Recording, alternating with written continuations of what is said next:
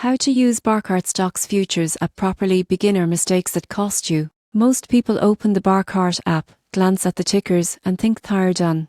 But here's the surprising truth: if you're not using its data tools and alerts properly, you're missing out on the real edge. Barchart isn't just a place to see stock prices, it's a professional-grade analytics tool designed for traders who want to make smarter, faster decisions. Let's go over how to actually use it properly and avoid the beginner mistakes that can quietly cost you money. First, when you open the app, don't just focus on the top stocks list. Go into the watch list feature and build your own custom set of assets. Include both stocks and futures if you trade across markets. This gives you real-time updates without having to search manually every time. Most beginners skip this and waste precious time. Next, use the technical charts section. Many users don't realize that Barchart's free charts include technical overlays like moving averages, RSI, and Bollinger Bands. Understanding these indicators can help you spot momentum or potential reversals before the crowd. Now, here's where most people lose value: alerts. Set price alerts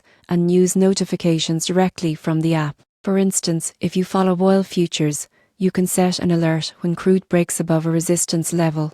This helps you react quickly instead of missing opportunities. Finally, take advantage of Barchart's Opinions tab.